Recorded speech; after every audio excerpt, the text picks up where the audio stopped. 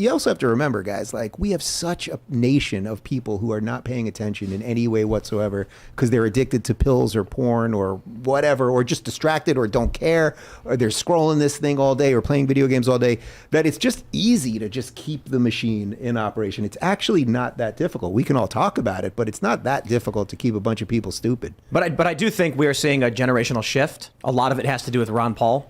That's how you end up with people like Matt Gaetz. Because where Ron Paul was Dr. No, he's in Congress. He's saying, no, why are we doing this? Very few people cared. Then he runs 2008, creates a movement on the internet. A lot of young people grew up understanding and hearing what he had to say. And a lot of these young people shouldn't have heard it at all if the machine had its way. So I do think there's a strong possibility, and the culture war is a component of this.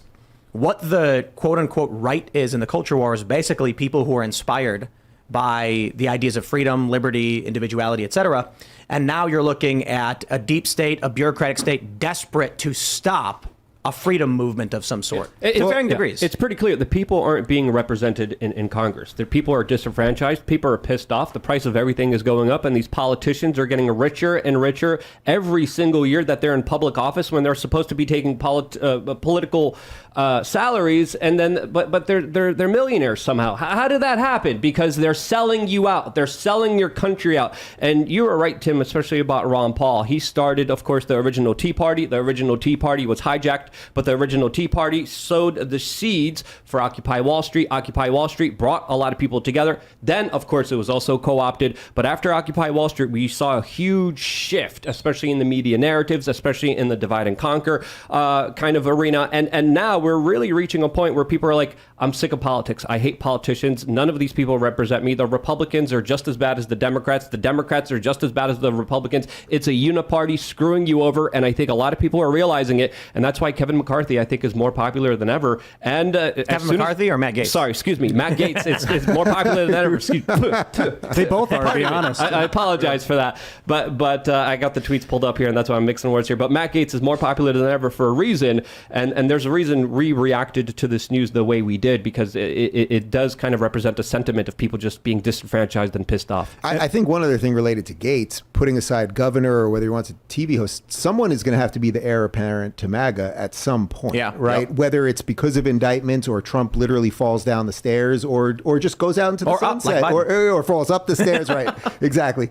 But whatever that thing is, when Trump is no longer involved in this whole thing, someone has to take that thing. And it seems like Gaetz is basically saying, hey, I'll be the guy to do that. Again, it's kind of weird because Trump backed McCarthy and refuses to say anything bad about him. And then the Trump people were going after Gaetz today. And that's what also makes politics so infuriating, right? But Trump's just the avatar of the anger. He's captured. Right. So somebody's so take the anger. So when Trump backs Fauci, when Trump backs McCarthy, there's a lot of people who are like, I still think Trump's the best bet, but it means that it is not about Trump.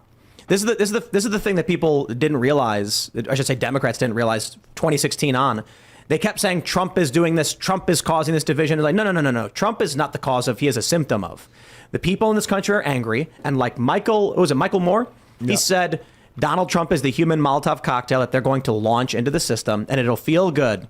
If you stop there, his statement was fantastic. Coming from a human keg, But he then goes on to say, for a few days or a few weeks, but then they'll realize, and they didn't realize. No, he was wrong. The people chose Donald Trump because he was just an avatar representing their anger. That means as time goes on, it may not be Donald Trump. It could be a lot of different people, so long as you're true to what the point is. And the point is, we want accountability in government. Well, there was Make America Great was really, because you're talking about there's angry MAGA and then there's like functional MAGA. And like, I'm afraid that if it's the anger that got him elected, that we'll see another anger representative in the future, maybe not even from MAGA, and that things could get really bad. Well, look, you can kill a man, but you can't kill an idea, right? V for Vendetta. And that's the idea. And I think Gaetz kind of sees that the Trump thing will not exist forever. How old is Trump? He's 79, 78? 78, right? He's no spring chicken again. So regardless of where this ends out, whether he's president again or anything, the man will not exist forever. So Gaetz is seeing the writing on the wall. I mean, Gaetz,